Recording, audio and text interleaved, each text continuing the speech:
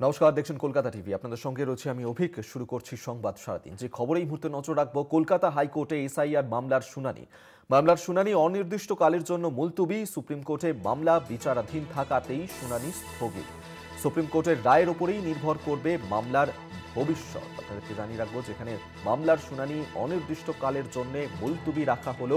Supreme কোর্টে মামলা বিচারাধীন থাকাতেই শুনানি স্থগিত রাখার সিদ্ধান্ত নেওয়া হয়েছে। কলকাতা হাইকোর্টে এসআইআর মামলার শুনানি অনির্দিষ্টকালের জন্য মুলতুবি রাখা হলো।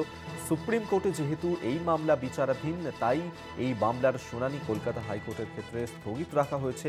সুপ্রিম কোর্টের রায়ের ওপরেই নির্ভর করবে যে এই এসএসসি মামলার ভবিষ্যৎ ঠিক কোন দিকে যায়। এসআইআর নিয়ে কলকাতা হাইকোর্টে মামলার শুনানি মুলতুবি রাখা হলো, এই সিদ্ধান্তই নেওয়া হয়েছে। এসআইআর নিয়ে কলকাতা হাইকোর্টে মামলার শুনানি ছিল, সেই শুনানি আপাতত মুলতুবি রাখা হলো। পীযূষ কান্তি নাগ আমাদের সঙ্গে টেলিফোনে রয়েছেন প্রতিনিধি। পীযূষদা, কলকাতা হাইকোর্টে এসআইআর মামলার শুনানি ছিল, কিন্তু সেই শুনানি মুলতুবি রাখা হলো, কি কারণে? দেখো, ওই কলকাতা হাইকোর্টে এসআইআর নিয়ে যে মামলাটা হয়েছিল, সেই মামলা অনির্দিষ্টকালের জন্য স্থগিত করা হলো। মূলত সুপ্রিম কোর্টে তামিলনাড়ু, কেরালা, পুডুচেরি, পশ্চিমবঙ্গ সহ বিভিন্ন মামলা এখনো পর্যন্ত বিচারাধীন রয়েছে।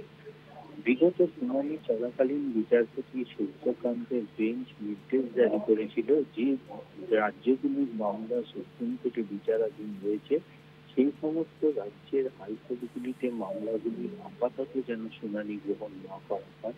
কারণ যেহেতু সুপ্রিম কোর্টে মামলা বিচারাধীন রয়েছে, সুপ্রিম কোর্টের সেই নির্দেশ মেনেই কিন্তু আজকে ভারপ্রাপ্ত প্রধান বিচারপতি সুজয় পাল ও বিচারপতি পার্থ সারথীর ডিভিশন বেঞ্চ আজকে এসআইআর সংক্রান্ত মামলাটি অনির্দিষ্টকালের জন্য মুলতবি রাখবেন এবং এই মামলার ভবিষ্যৎ সম্পূর্ণভাবে নির্ভর করবে সুপ্রিম কোর্টের নির্দেশের উপর।